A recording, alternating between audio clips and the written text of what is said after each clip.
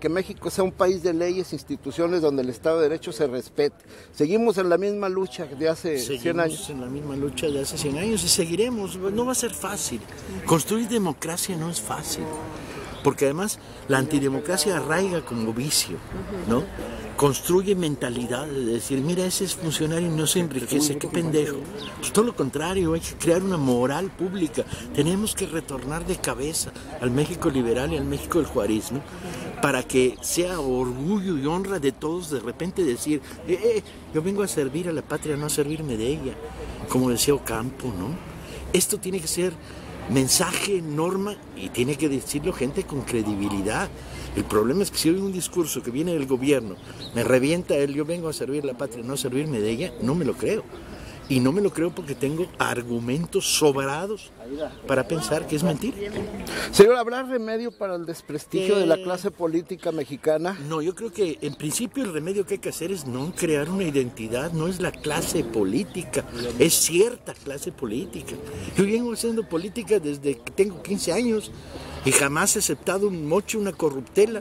Y bueno, me han bombardeado más de una vez, ¿sí? Por el método indirecto de hacer favores, de oiga, y le interesaría hacer los cañonazos de 50,000 pesos. Los cañonazos de Obregón, de 50, de 20, de 30, o de una embajada, de una agregaduría cultural en una embajada en el extranjero, ¿sí? Pero no todos, no es el hacer política el pecado, es el hacer política corrupta el pecado.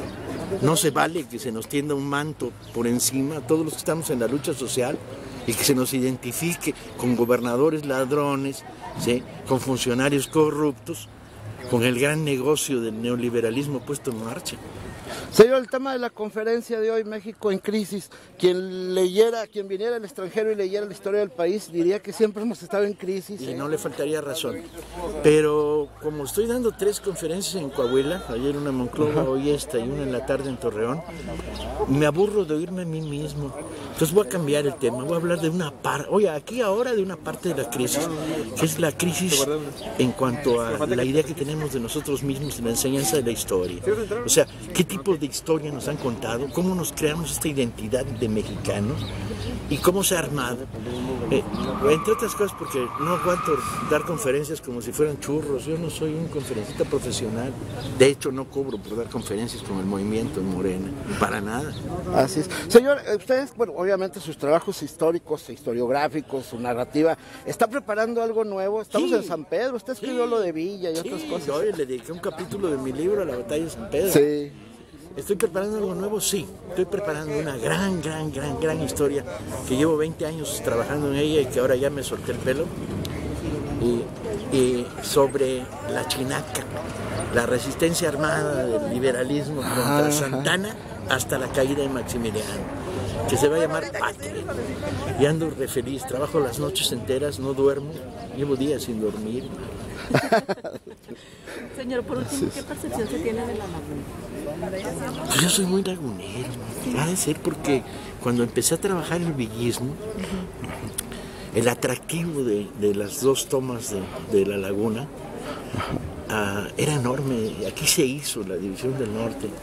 Venía de Chihuahua, sí, se reforzó en Durango, sí, jaló un poco de Coahuila, sí.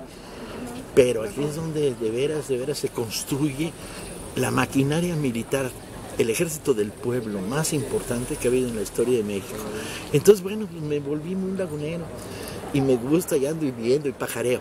Pero además hay otra historia personal que me involucra. En los fines de los años 60, yo hice trabajo como organizador sindical con el movimiento democrático y por razones que ya ni me acuerdo, vine a votar a Gómez, a Lerdo y a Torreón.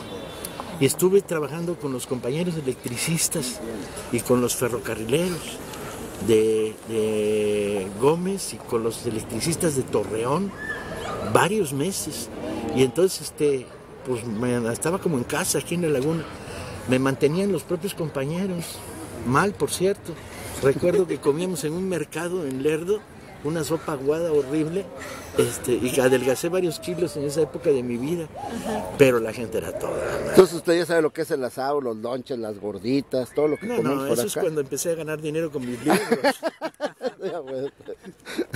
Cuando empecé a ganar dinero con los libros ya supe lo que eran los lonches, los asados y las gorditas. En aquella época sopa aguada en el mercado. Sí. ¿Algo más que quiera añadir, señor? No, el placer de estar de nuevo con ustedes en esta región. Una región llena de vitalidad, bien interesante.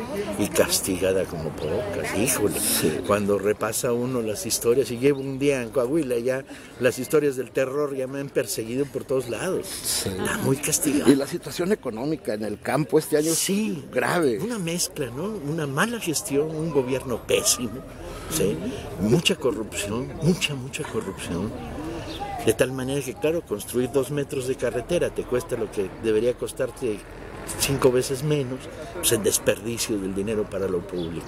Y eso vinculado además al desastre de la guerra contra el narco. Fuimos de los primeros, digamos... Sí, de los estados primeros castigados. ¿No piensas escribir una gran crónica de todo esta... Tengo empezado una novela tratando de contar cómo empezó la guerra contra el narco, como uno de los temas centrales de la novela. Pero eso va a ser después de que termine Patria. Así es. Gracias, señor. Un verdadero placer, compañero.